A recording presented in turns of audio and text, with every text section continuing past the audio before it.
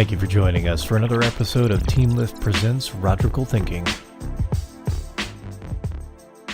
All right, so we had a little audio hiccup right there. That wasn't a problem. Got Drew back on the line. Drew, you can hear me clearly, hopefully.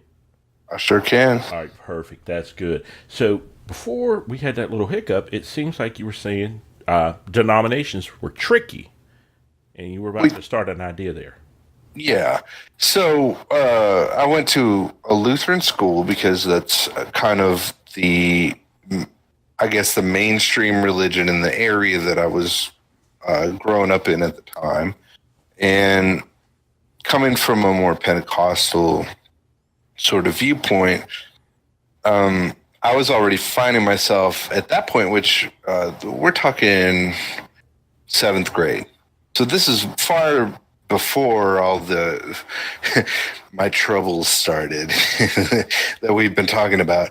And I found myself at that point arguing. So we were required as part of our education to go through catechism.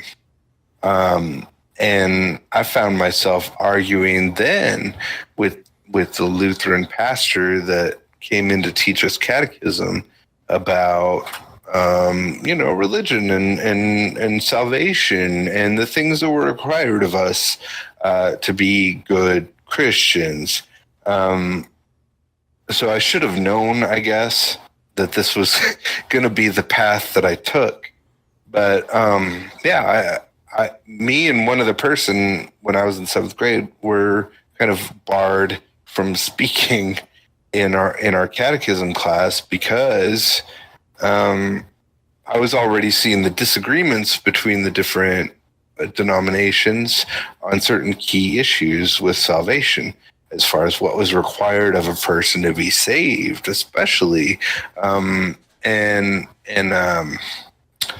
sort of the idea of, see, this is a problem now, talking about religion when I'm 20 years out of it. Mm-hmm. It's talking about those key concepts, but sort of the idea of born innocence, salvation being something that is immediate versus something that you earn, I guess, or being hellbound from birth is kind of what they were talking about, until you accept the Lord as your Savior, and that was not something that I had been really taught. So denominations are tricky, and I think denominations in a way are examples in small sense of the same arguments that cause people to end up questioning their faith on larger things. Because if you already see at that point that somewhere something's not right, man is involved in these decisions at some point, then you start to see those cracks show up earlier. Who made these decisions? Why is this the law? This was not a democratic process. The things that you were seeing at that point and the things that I saw at that point in junior high, I guess, are very indicative of the things that come later for a lot of people. How did you get through that? It was really weird for me. It was, I was always asking questions, mm-hmm. and it was just kind of, I think I did what a lot of people do. You just kind of say, I'm going to choose a team, and mm-hmm. I'm just going to ride it out.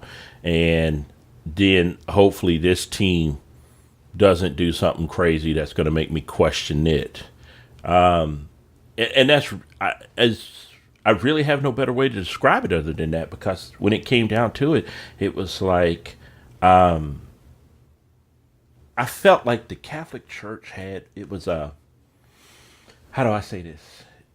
If you go to church services, you ever go to a church service and it felt like it was alive? Like there was kind of an electricity to it?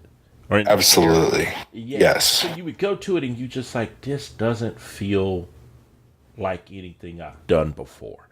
And I would never had that experience in the Catholic Church. I've never gone to Mass and felt like this is alive. It felt like this is a ritual with a lot of memorization of what I'm supposed to stand and what I'm supposed to read back and what I'm supposed to say. And we just go through this dance, and it's a ritual. So, when he says this, I answer back like this, like I was learning lines for a play. And it never felt like anything more. And it was, being in Catholic school, it was just like some of those nuns, like when I look back, were just mean as hell. It's just no better way to say it. It's just like, these are some bitter women. Like, if looking back now, I think, okay. And I'm not, they weren't abusive or, or putting us through torture or anything crazy like that.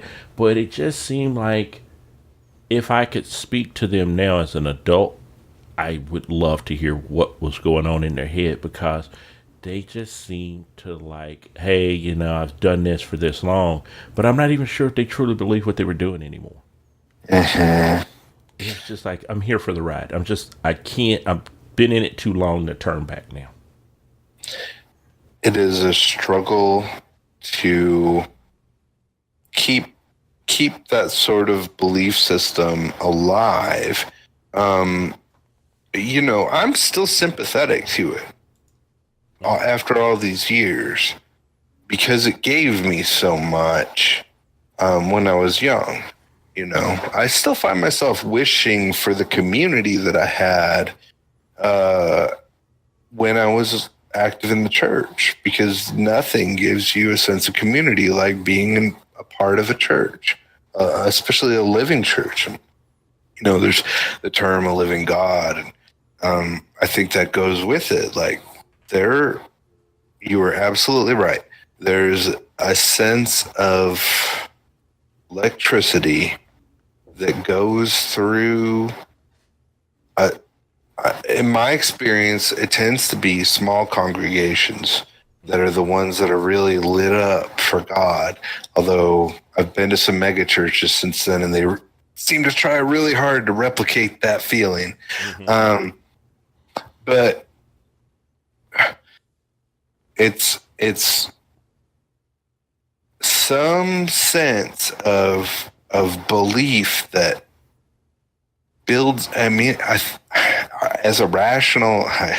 somebody who thinks of themselves as a rational person now, I think that as a non-believer now, I think it's kind of a mob mentality thing, where electricity crosses from fingertip to fingertip, and this could go really well or really badly depending on where this group is headed, and who's leading them.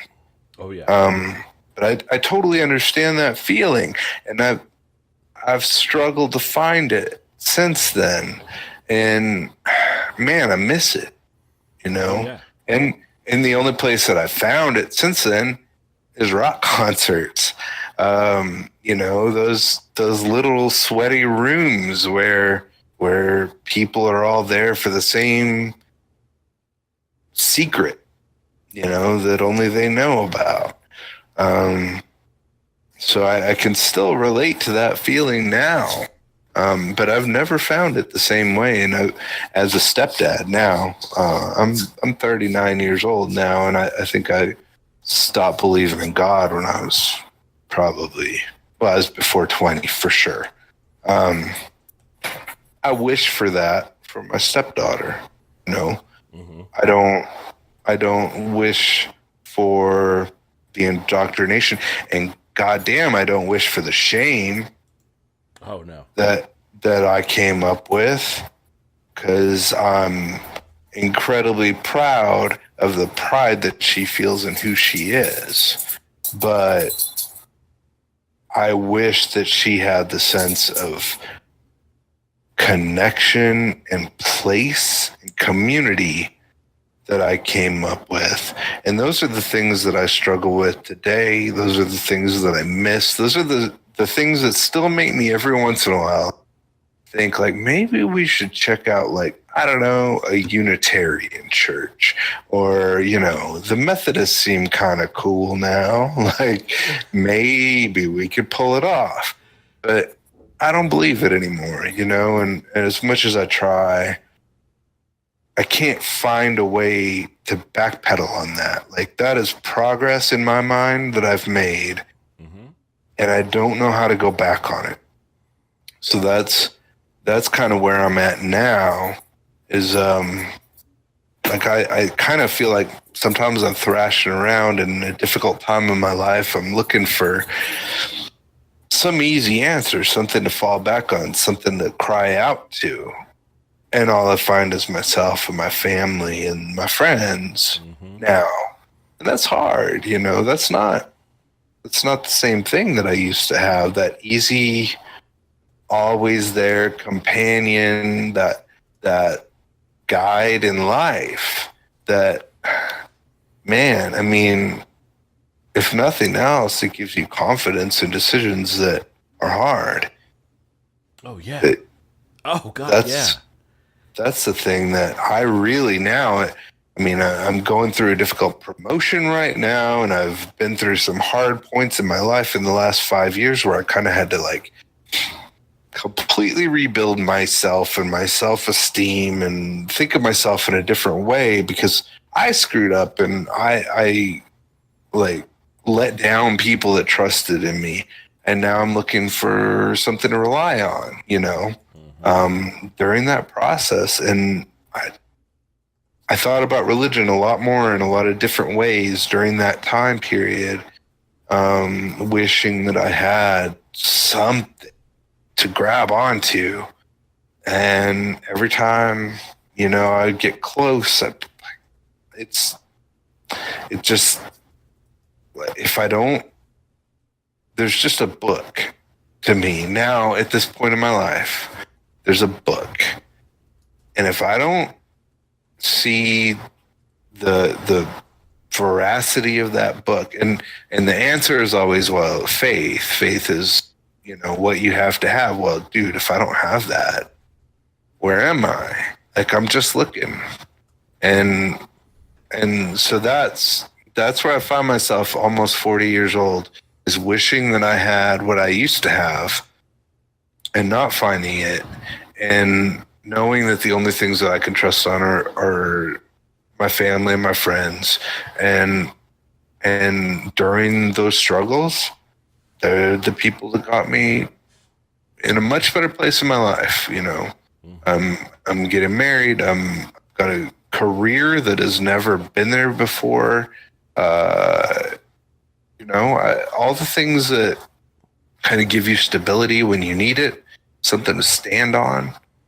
That was me and the people around me that got me there. Yeah. And so I'm not, because I came to it kind of late in my life, I'm not sort of the fedora neckbeard, like, aggressively challenging your beliefs on the internet kind of person. But it does definitely get to where, when you and I are talking, I want to know more about how you've stayed in the place that you're at, and the people that do believe around me. I've got some friends, actually people that that consider themselves Christians, that don't believe in the church, and they are very clear to distance themselves, church with a capital C, from what they are. And I don't really understand that, because to me, and maybe it's just that analytical mindset that I have, like everything's kind of rule-based, like science is. I don't really understand how you can believe, like how you can pick and choose. Oh, God. How you can believe in God, but not believe in the rules of the church, and then how do you justify the differences in doctrines between different variations in the church and stuff? Like, those are the things that I don't get now, where I would love to, but it feels like at this point I would just be making up my own religion. I feel Man, I'm gonna tell you, 2012, I think was when it really hit me. I read, I just, I kind of like my comedy career was getting ready to take this weird trajectory after doing it, for roughly 10 years. And it looked like, oh my God, it's finally about to happen, that big break. And stuff just fell through. Like, I tell everybody, kind of like you, it only takes one 24-hour period for your entire life to change. And when it happened, it just kind of shook up a lot of things, and it fell through. The career was kind of like derailed, and then I found myself unemployed. Basically, every comedian, I always tell people when they say, "Well, when you were a comedian, what were you?" I said, "Professionally unemployed." That's really what we all are. And it's just like, okay, what do I do now? Because now I got to go look for a real job because I'm not telling jokes for a job. And I was unemployed for a while and, pretty much subsisted on the kindness of family members for a year. And I was kind of like the year of hiding. I was in Oklahoma, which is a terrible place to be unemployed. I'm just going to tell you that now. And I read a book when I was there. One of my friends sent me a book called Christian Atheist by Craig Rochelle. And it was the idea of a growing movement in modern society where people were Christian, identified as Christian, but lived in a way where they just kind of, there was no evidence that you knew they were in the church. And I thought, wow, that's really compelling. And then as I was reading it, my mind kept thinking, but there's more to this story. That's kind of how I read everything now. There's more to this story. This is one side of it. What's the other side of it?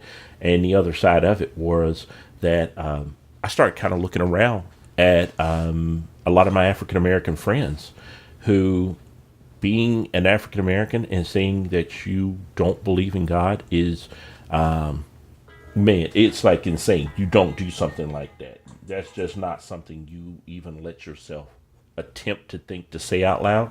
But I've noticed in social media, more and more blacks were coming out and speaking against the Christian church and not believing it and taking on more of a Afrocentric version of a religion and getting back to identifying itself. And, one of the oldest arguments I've ever seen, especially when it comes to church and being black, is, well, that's the same book that the masters used to keep you in subjugation. I've heard that since I was a kid. And that's a weird thing to grow up with a religion and know that the same God I worship right now, somebody used this as a weapon against my ancestors to keep them in subjugation, to keep them docile. And so I think when you're black and Christian, you already are at a struggle from day one. It's just part of the whole game that you're playing. You're already struggling against something that your family is telling you need this relationship. While at the same time, you're going, but why? Because is this true? Well, yeah, they did use that Bible.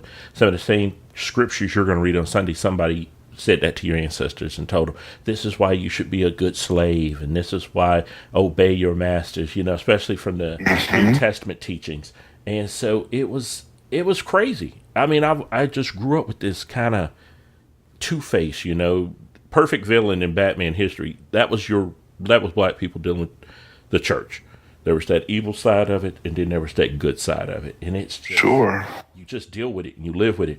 But I think, to me, it was always trying to figure out the more. My brother said something to me one time. He was like, his biggest issue with Christianity was that he couldn't understand how a God could make a people, and because nobody went to those people and preached him to them, he was going to basically create something just to throw it in the trash and to send them to hell. He said that didn't seem like a loving God would do something like. How can you say you're all love and then you do something so evil? And you start asking these questions. They're questions. They say, don't question God. Don't question God. One of the biggest Christian books in the last, I'd say 15 years was the purpose-driven life from Rick Warren. And the first chapter is, how can you be in a relationship with someone that you don't question? Exactly true. Yeah. I was like, I can tell you right now, every relationship I've ever been in, business partnerships, my marriage with Kim right now, there is no point where I can do something and she's not going to question it. Sure. I mean, that's the basis of a strong relationship, Otherwise, you're just a follower. Exactly. And that's the whole thing is like, where were the children of Christ? Well, I've asked my dad many a question when I didn't understand what he was doing. I asked my mom many a question when I didn't understand what she was doing. But you're telling me that this guy who's supposed to be my heavenly father, I can't ask a question of him, but he wants me to follow him blindly somewhere. But we also tell our kids, don't take candy from strangers, don't talk to strangers. You've basically told me I'm going to pray to a stranger, but I can't ask them questions, and I can't have a real relationship with them. What gives? Because I know it was just one of those things. I just start I was always in a questioning mode. And so I think what really got me was, not a lot of people know what I'm about to say next, so it's going to be a shocker for some people, but it was when I was homeless. I was going through divorce, and I ended up in a homeless shelter in Amarillo, Texas, of all places. It was the one that was I can't remember if it's Salvation Army that was downtown but it was near downtown. And yeah. I was living in that shelter, and I remember one night, I got there early enough and I got a bunk, and I was, kind of talking to the guys, and they were like, I had a job and I was getting up early in the morning and going to work, and nobody at work knew that I was homeless. I made it work. You know what I mean?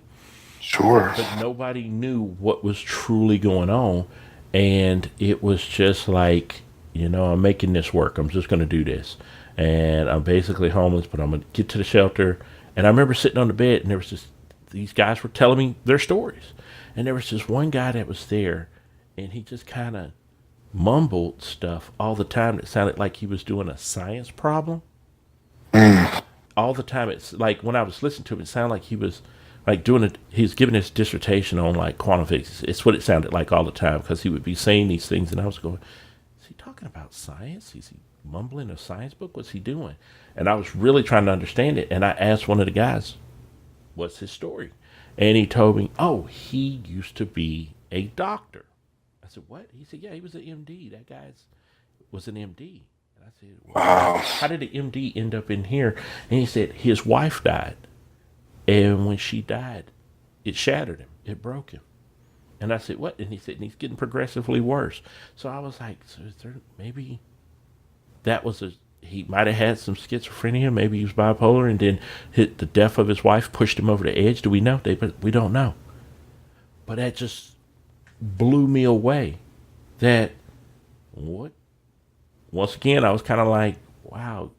At that moment, I'm like, why would God let that happen to this guy? But here I am in this same thing, and I'm not even praying for me at that point. And then I just decided, I just prayed this weird prayer. It was the simplest prayer I ever prayed in my life. And I just said, if you're the God that owns all the gold in 1,000 hills and all the cattle upon those hills, if you can get me out of this homeless shelter, I'll follow you the rest of my life. No questions asked. I remember that was the prayer. It was that simple. It was kind of arrogant.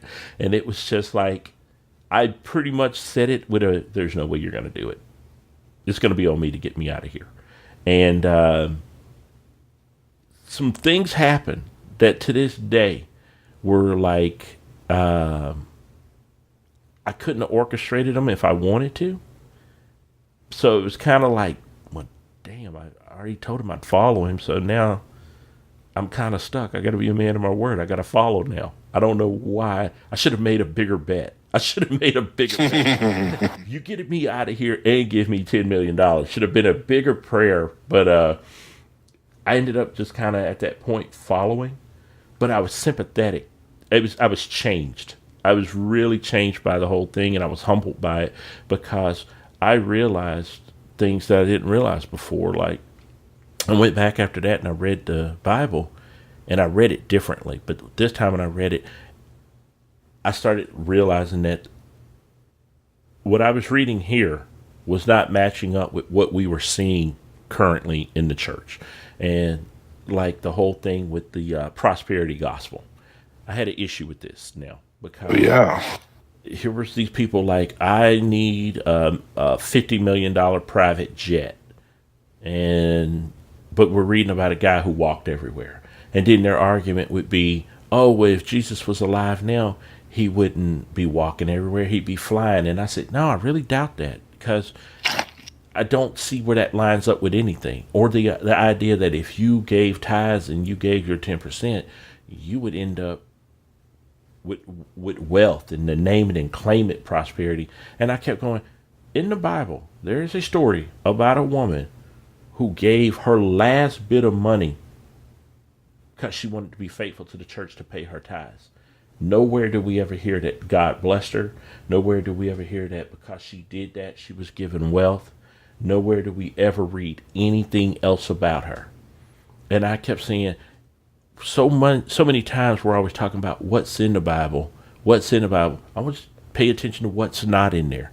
There is nowhere in there where in that story we see her blessed with riches for that act of obedience. And then some people would say, well, what about Job? He stayed faithful to God. Yeah, but he went through hell.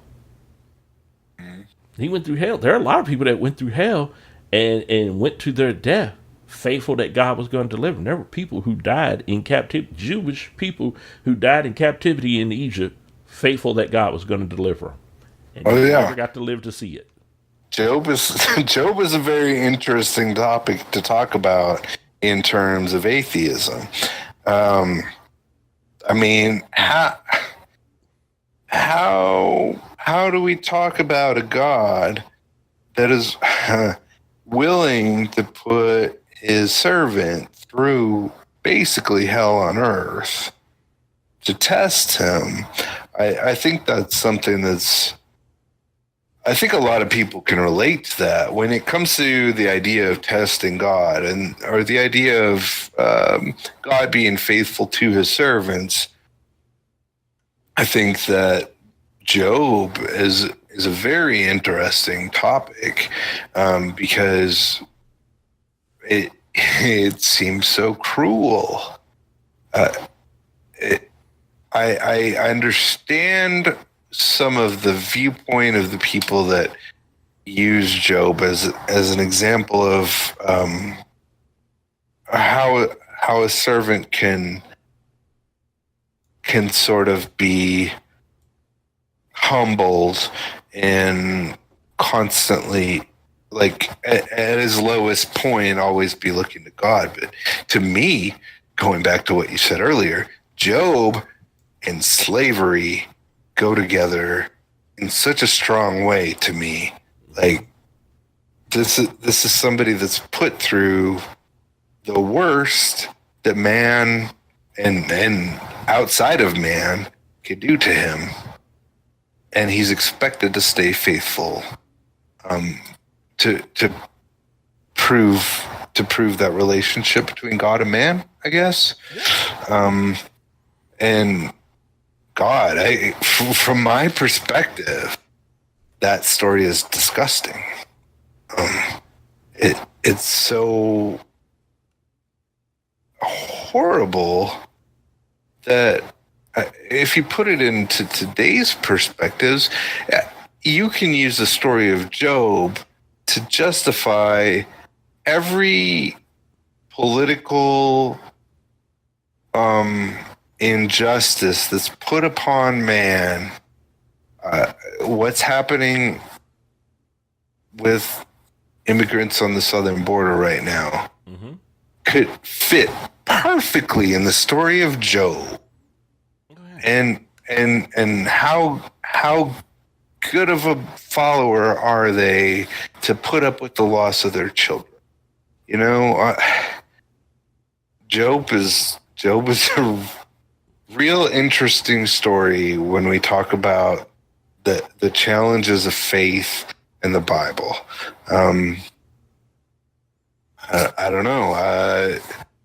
To me, that's not necessarily evidence of anything, but it's certainly an example of God not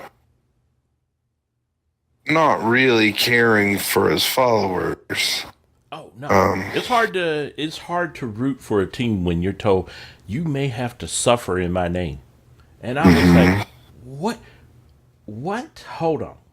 What? I mean, I'll be real. Right now, if you were in a relationship, if anybody we knew was in a relationship and the person they were dating told them, hey, look, I'm going to put you through hell, but I need to test that you're going to be loyal to me. We would tell them, get out of that relationship. That person's a psycho. It's an abusive relationship. Yeah, you don't stay in a relationship where they're making you suffer to prove your loyalty. Who are they? And then you're going, wait a minute, have they done anything for you? No. Have they given you something? No. So you're just blindly doing this to prove your loyalty to them. Yeah. What? It almost sounds preposterous when you break it down. But that is the basis of the Christian life. Is that I'm going to have a blind faith in something that I can't see, I've never touched, but I felt something a few times in my life. And so, or I've had these experiences where I can't explain why, I have zero inclination why a perfect stranger who I don't know comes up and gives me the amount of money that I needed at the time I needed it. I can't explain that. But it happens. And you go, there's got to be something. Maybe they knew somebody you knew. Maybe somebody that you knew gave it to them and told them to give it to you. Yeah, but I don't know. And it's that not knowing, which is that whole mystical area of the gray that you don't see. What's in the fog is the whole religion of Christianity. That's where God seems to be operating, in that fog. Okay. Yeah. Okay. I got something. So, all right. We haven't really talked too much about like who I've been since that faith period. Okay. So, from 2005 until just a couple of years ago, I was professional sideshow performer on one level or another. There were years where that was my sole means of income, and there were years where I sort of did it kind of as a hobby or just on the side, building up a business. And when I say professional sideshow performer, I did feats of strength. I did torture acts.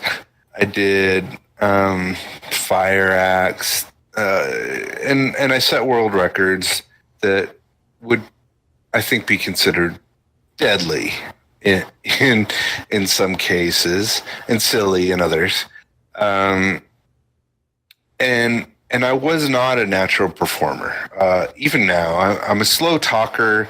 I'm not very social. Getting on stage was very hard for me. And that's eventually why I quit.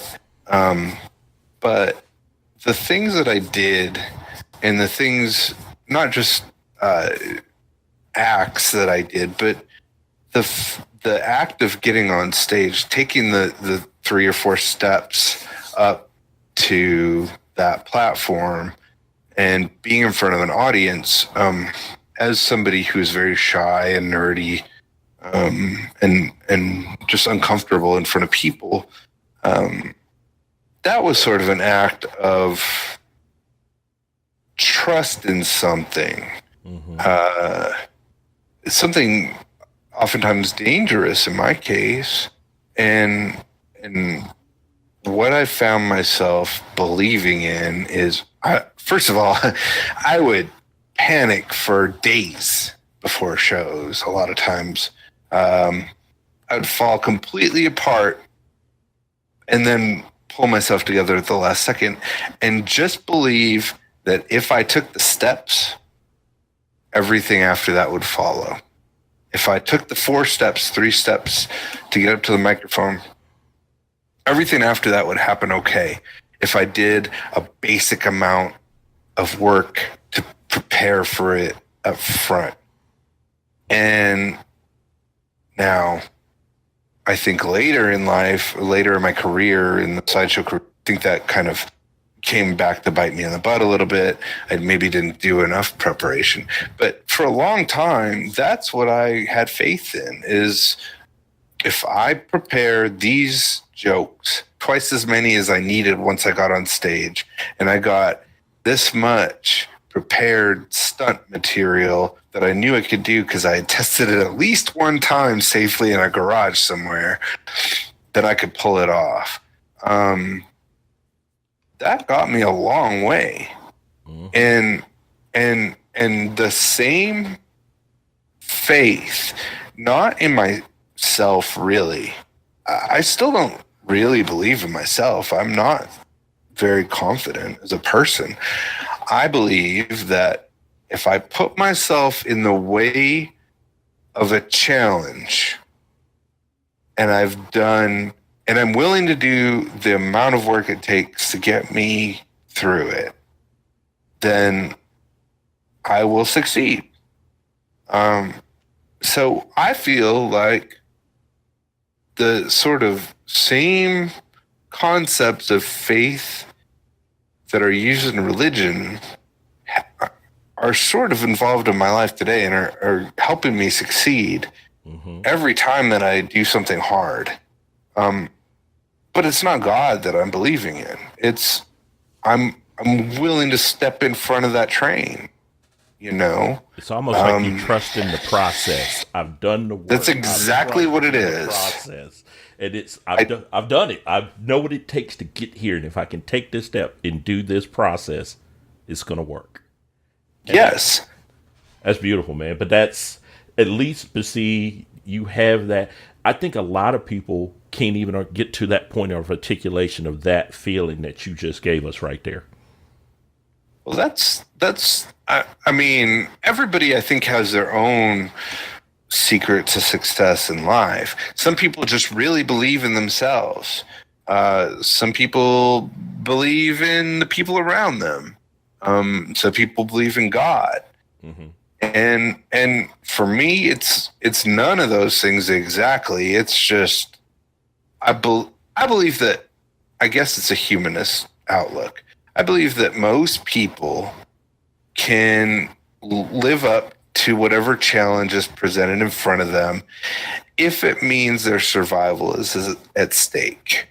And so sometimes I have to put my survival at stake in order to get through a challenge, you know? It's like, all right, live or die right now. What's going to be, you know? There have been times where, well, first of all, I have been homeless too. And there have been times recently, where I've been really close. And there have been times recently where my fiance is the only thing that got me through it. And just within years, since I have been an ex-sideshow performer, there have been times where one year I was relying on someone else to keep me from being homeless. And the next year I was being able to tell them, you can quit your job if you want, because I've got this, you know? So a lot of the struggles and challenges in life that I've been through lately, I've been able to look at it from my ex-religious perspective and see how I think things could have been easier if I still believed in God. But how they relate, you know, how faith, a lot of faith is confidence, artificial confidence to me. And I'm very jealous of that, you know. It'd make my current job a lot easier as a manager. But I I think that what it all comes down to is how amazing people are to be able to fulfill whatever challenge they're presented with. So that's kind of where I'm at now I love in my it. life. Yeah. I'll tell you one of the things that's crazy is that recently I just told a friend I was at work one day, and internally I sent her a message, and I just said, the next time one of my Christian friends tells me something about how God led them to vote for Trump, I was just going to say, well, did God not know about the affairs and all these other things? And she was like, please put that on social media, please. And I went, no, because even if I put it there, the people who I want to read that are never going to acknowledge it. I said, I could say that on stage tomorrow night. I had a show coming up, and I said, I could say it on stage tomorrow night. And the people who I want to hear that are not going to even acknowledge it. It's just going to be like, I basically refuse his worldview and statement, and not even accept it, not question it, and just move on with their life. And but to her, she loved it. She thought it was one of the greatest things she'd seen me say in a while, as something that I was going to possibly say on stage. And it was just like, I'm at a point now where I feel everybody has a right to find and pursue their happiness, as long as their happiness doesn't come at the expense of somebody's well-being. I don't need you to believe in God. I don't need you to believe in politics or money. Pursue what makes you happy at the end of the day, and whatever your religious belief or non-religious belief is, pursue that happiness and live your best life. Now, that's always where I kind of come from, but I can tell you now, I still have a hard time. Like, I'm not a part of a church home, and nor have I been for the last 4 or 5 years, because I have a hard time going into churches where people say one thing and then vote in ways that are totally counter culture to their Christ walk, or don't line up with the things in their book, or they don't have the sympathy for other people as human beings, and you dehumanize another human being and based on race or your social stature, but then try to tell me you believe in God. I just have a hard time being around those kind of people. Man, talking to you, talking to some of the people that are kind of in similar situations as you. One of them identifies as an otter, and I think you'll know who I'm talking about. I do. Yeah. So, I find that we meet pretty close to the middle, and I end up kind of in a situation like this, talking to you, Rod, where we're basically talking the same thing. We're believing pretty close to the same. What ends up happening with me in a situation like this is I start to wonder who's making who's defining religion here. Like, I feel like to state it easily, the followers of Christ are ruining Christianity, and I think that you're in a place of agreement with me on that for the most part. The capital C church is the worst thing about Christianity. So, is it that bargain with Christ that you made when you were in the homeless shelter that's keeping you believing right now? I do think that is a part of it. I really, at the end of the day, when it has to come down to it, it's kind of that whole thing where I say, yeah, that's a part of it. One of the most striking things I'll tell you, and it was when I was reading, it's in the New Testament, and it's when Peter, Christ has given all the apostles, hey, this is your chance to go. You can go. You can turn your back now. And he says, but where would I go after I've been here this long? I start thinking I'm like those nuns. What am I going to do? I'm 47. I've lived more years than I'm going to probably live. Mm-hmm. What am I going to do at this late in the game? So it's almost like you kind of fall into a comfortable, you fall into a comfort level where you start to question the people who say they are this, and then you try to do everything you can to actually live up to this standard you think you should be. And so it's like, if I get an opportunity to help another person, I'm going to do it. That seed, I truly believe in the seed growing, taking care of your fellow man and trusting in them to, I'm going to plant this seed of goodness with you, and God, I hope you plant this seed again with someone else. Well, let me ask you this. Sure. So, sorry this ended up being a lot of me interviewing you. But this is very interesting back and forth, and I think it works best as a back and forth. When you talk about seed growing, do you think of it as, what are you planting? An idea of what? It's honestly, this is the weirdest thing, and you're not what's so weird about it is every time I say seed growing, somebody asks me about that. So okay. I maybe have to change this, but no, I always think it's kind of like that seed of humanity and kindness. Like if we look at what I call the red letter Christ words, it was revolutionary. He was always think outside of yourself. Everything he did, it seems that he was always preaching was a think outside of yourself, think of the larger humanity scale, not just your situation. Think of affecting the larger good.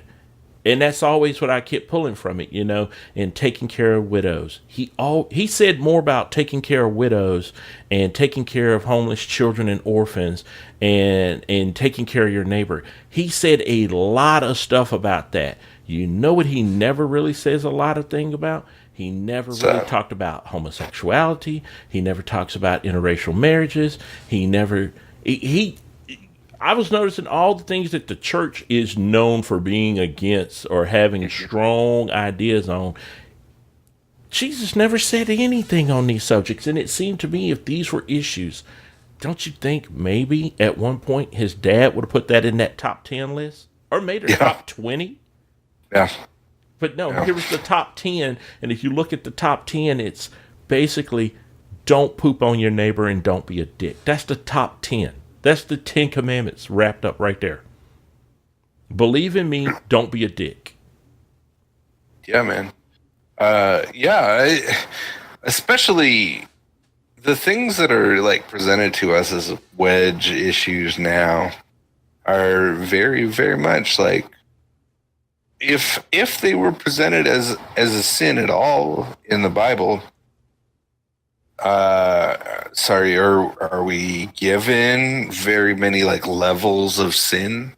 Yeah. Like one sin is worse than another sin. I think we are given a few that are unforgivable, but those are not the ones that were presented as being the big ones. Oh yeah. And I've got trans family members and I've got gay family members, and you try to tell me that they're less valuable than anybody else. You're gonna very quickly distance me even further from your faith. Exactly. Exactly. And I have that same issue where when I have a gay family member and I know that they love God more than some of these straight ones. Yeah. You got a hard time selling me on that person's values now been decreased and that they're automatically going to hell when I can tell you the list of all the good things they did, but I can't think of 5 that this other person did. Oh man. It's a tough. We'll be here all night if we do this. That's true. It's true because it comes back to it. Like you and I are not on very different level. We can talk about these things, and I have a difference of opinion on you on like I guess the basis of faith. and but it's pretty minimal, and I don't ever like the idea of challenging someone's faith to the point where they stop believing. That's not what I'm here to do. I'm just here to do me, and it was a hard road to get to where I am. Oh yeah. And I'm proud of you for being able to talk about where you're at. And I think anybody that can sit and talk for whatever it's been over an hour at this point, despite our interruptions, that we've been able to sit and talk from pretty different perspectives, but also very, very similar, and kind of end up in very similar places in the end. Yeah, we're in the same neighborhood. I trust me. Oh yeah, we may be neighbors at this point in the same neighborhood. I think that you and I are closer together than. I don't want to get too political or anything, but I mean we're coming from closer places than people that are in the news a lot lately. Oh yeah. And yeah, to kind of introduce another character in this story at this late in the game, my father-in-law was religious. Mm-hmm. He lost a daughter to disease at a fairly late age. I mean, not that long ago. My fiance and myself lost our sisters within couple years of each other for very different reasons. My sister, it was drugs and mental illness, and with my fiance, it was just genetic conditions, and to see your child die over a long period of years when she was she was mentally a child her whole life, and she lived into her teens.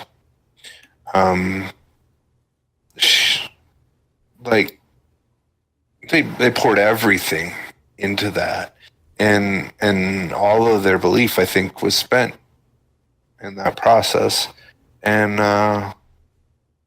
he ended up a little bit more of an angry atheist than I am at the end of it all. But I think the circumstances of life kind of really color where you end up, and I am glad for everyone that's able to still believe when they're an adult, because I feel like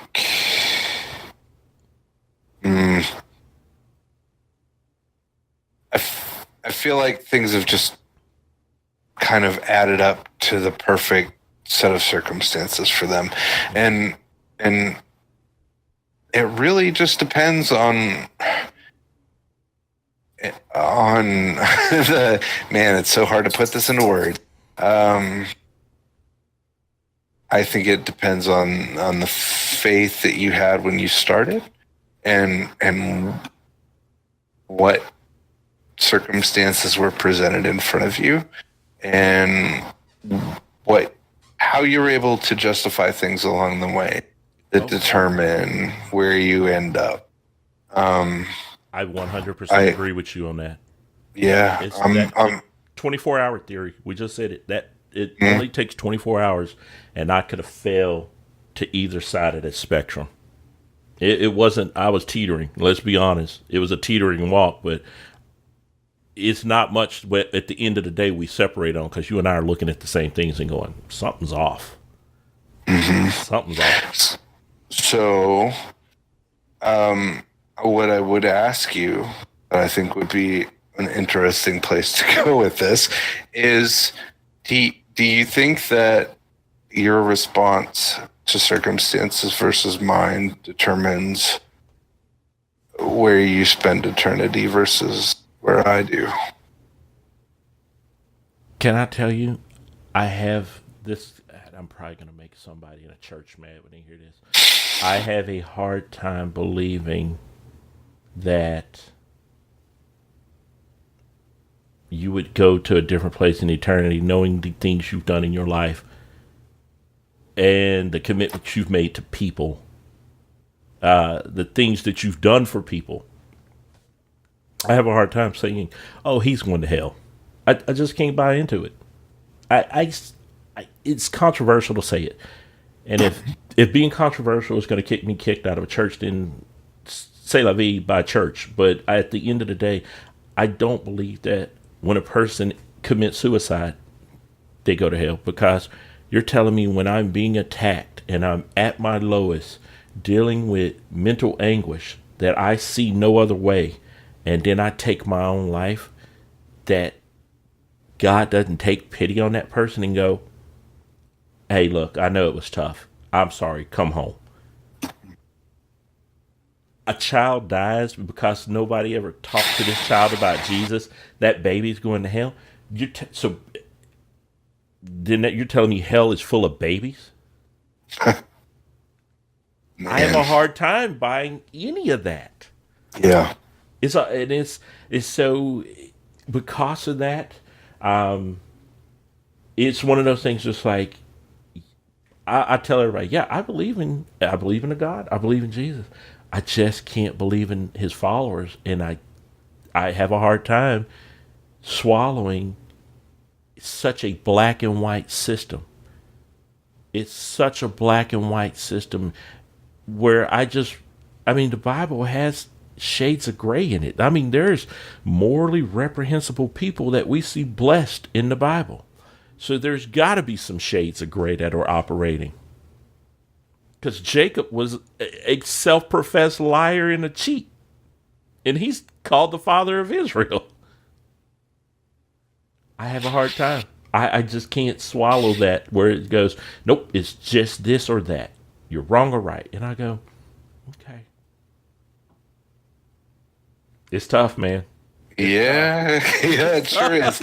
Because and this is where I end up like being a little bit of a hypocrite, because I say I don't want to challenge people from their faith. Like, I'm not here to talk people out of believing what they believe, but like, how when you can say that, and you can look at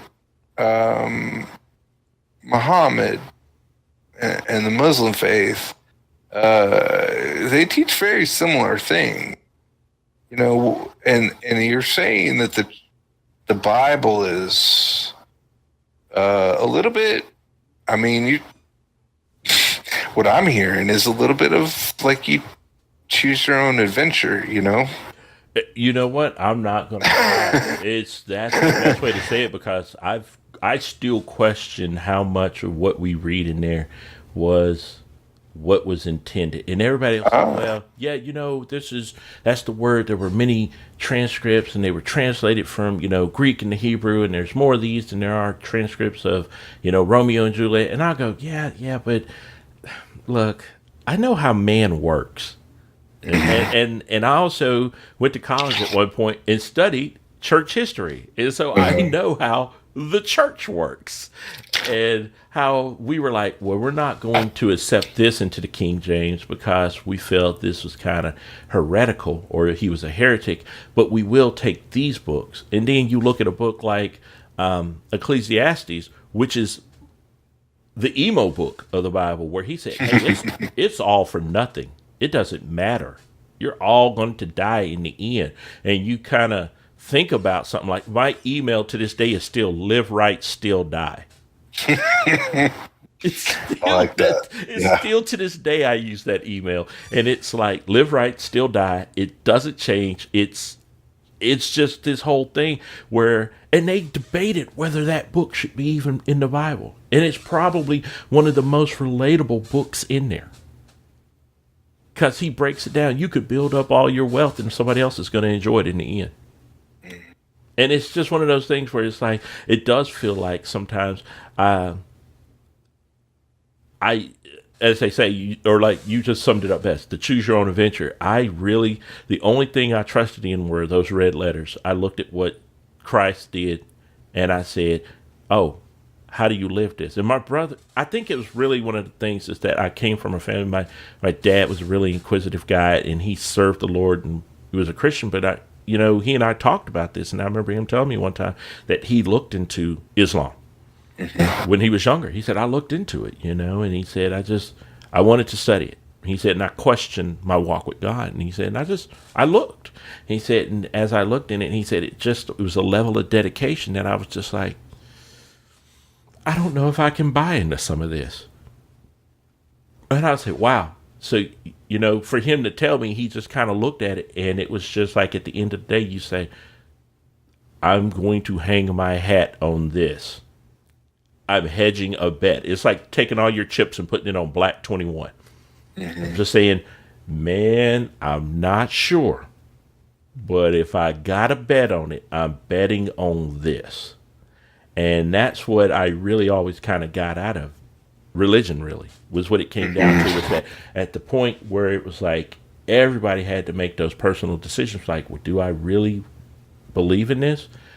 And anybody that tells me they never question their faith in God or question Christianity, I have questions about how strong your walk is. Because it's not to you. My relationship with my wife is strong because I've gotten to the point of filing for divorce with her. And I didn't want to get to that point, but we had to go through hell to get to what we got now. My walk with Christ has been much the same thing. I've had to go through hell to get to where we are. And I'm still kind of looking at you sometimes like, you do notice this. Like, it's hard, when I see, especially, like I say, and it's so weird, it's so hard to separate your African-American identity and Christianity. They almost seem to be like incestually entwined. It's almost like you get it from the time you first get understanding. You're being indoctrinated into the church and then to church life and going to church on Sunday. And, even my wife teaching my grandkids, man, when he was a baby, she was trying to get him to say Jesus, and that's her walk. She is 100% stone cold solid believer. And I've never tried to talk her out of it. I've never tried to question her. The thing, and to her credit, she's never tried to once discourage me or tell me that I'm wrong to think certain ways. She just says, I am here to love you, support you, and pray for you. I don't have to agree with what you think. You don't have to believe what I think. I just know what I'm supposed to do for you. And that's it. And then it became this thing where it was like, we didn't talk. I mean, it's like we talk about the Bible because I'll have a weird working knowledge of it because of how much time I spent in it. And from studying at one point, wanted to be a Christian counselor, but it's just this weird. It's just a weird relationship. And as I say, it's still kind of like anything else. It grows. Where I'm at today, I may be in a totally different place 365 days from now. In fact, I'd almost like to bring you back 365 days from now. And let's see let's do it, man. I think it's hard. Because I've been wanting to do this. Man, to me, this was the greatest night because I've always wanted to do that documentary. And you were the key. Meeting you was the key to that whole thing in my heart. Just like, I still think there are way too many amazing people out here that I know are atheists, but living in Amarillo, and that area, the panhandle of Texas, and how it's a notch in the Bible Belt. It's it's one of the holes in that Bible Belt. It is holding up the pants of Christianity. It's the buckle, man. It's the buckle. It is, dude. And it's just like there was an idea. It's like I can't say this is right when I know a different truth. And that truth was that there were people who I knew that were atheists that were more concerned about the community, that were doing more for the homeless, that were setting up food banks, that were doing things for civil rights and marching and taking stands that I didn't see my Christian friends doing, let alone the church itself taking stands on. But I'm supposed to believe that person over here is going to hell. It's such a good place to really figure out who you are as a person. To be put in a place where I feel like Amarillo is a crossroads for a lot of things, and I think it's considered this very, very right-leaning, conservative place, but it's where a lot of ideas meet, and where, as a performer, oh my God, as a performer, it's the best place to figure out who you are, because you have to fight on all sides to identify yourself. This is who I am, not who you say I should be, to carve out that place for yourself. It wasn't until I left Amarillo that I could really speak to what Amarillo could do for you. It's such a good place to be an artist, because you come out of there with the strength of your convictions. You've had to define yourself, to explain yourself to everybody around you over and over and over again, all the way crawling up, those first steps to the stage. And so I don't know anybody that comes out of Amarillo not knowing in a very strong way who they are as a person. That's the best thing that I can say about that town. If you want to come up as an artist, don't go to San Francisco or New York. Go to those places too. You'll get lots of support. But if you want to be challenged, go to Amarillo, Texas. Oh, man. Dude, you have nailed Amarillo on the head right there, because it is... I'd never thought about that until you said it, but golly, you are right. The DIY scene there is amazing. People there, there's no college to support that. It is all self-built, self-taught. Those people have carved their way, like, just with their fingernails. Like, I have so much respect for the people that perform there now. It's a great place to be an artist. It's hard, very hard, but it's a great place to hone your craft. Yeah, it was. And I'll tell you right now, some of the comedians, like, I came here, and the comedians that I see here, it's easy. I choose this side, and I can get the audience to play along with me. But I say, perform for an audience where you don't know how 50% of them are going to feel about you at the end of the show. Literally, they want to fight you, and then you still make that room go on a journey with you and laugh and challenge them and to get them to think. And then if you can do that, if you can kill, I say this to comedians all the time, if you can kill in Amarillo, there is no city in America that you won't kill in. It's true. It's true. You kill there, you got it made. Yeah. And, I don't think many artists do kill in Amarillo because it's such a hard place to be. But at least it gives you the confidence of, you believe in yourself when you come out of that. Oh, yeah.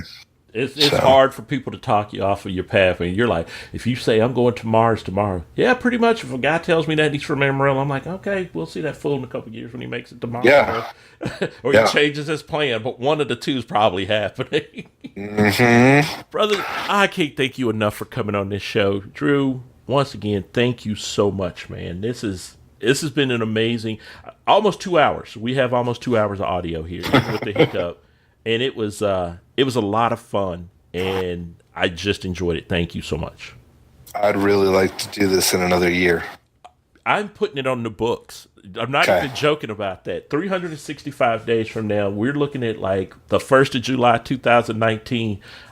It'll be on my calendar, but prepare for June 2019. We're going to be you're going to get that call from me, and I'll be saying, okay, it's almost time for us to do the anniversary show. Let's get this I'm in, man. I'm in. All right. I'm excited. Oh, brother. Babe, thank you so much. Best of luck to you on your pending nuptials and everything that's going on for you. Especially, I know you got some really good things that you told me about before the show that happened for you. So really happy to hear that. And, man, I wish you nothing but the best, and hopefully we can make this happen in a year, okay? Thank you so much, man. Thank you for being such a tolerant voice for, all kinds of people. I'm really excited to hear the shows that come out of this coming forward. And I can't wait to talk to you again. Oh, thank you so much. All right. Well, guys, that was it. We're about to wrap this up. This has been another episode of Rodical Thinking. Once again, a big shout out to my host and guest, man, Drew Blood. Wonderful guy. Really loved having him on here. And if you guys are interested in what we're doing here, you already know that you can follow us and click on the subscribe button at the Team Lift. If you want to reach out to us, my email is the Roderick Ready to Serve 71 at gmail.com or goteamlift at gmail.com. We're still getting email. And also for everybody that tuned in for that episode on depression, thank you for the encouraging words. Reed and I are both doing great. Got some more episodes coming up. We're just trying to keep giving you guys all the shows that you want, and we still are getting the suggestion box is still open for shows, and we have been reading through those. If you have not got a reply yet, it is not because we're blowing you off. It is just that so many of you have responded to us that we underestimated the power of the internet and these shows being shared. So thank you. We will get to you guys soon. Once again, love you. And just remember this parting words for the show. Just don't be a dick. That's all I ask. Peace. Thank you for listening to Rodical Thinking, a Team Lift production. Hit us up at goteamlift and at Coach Silky on Twitter.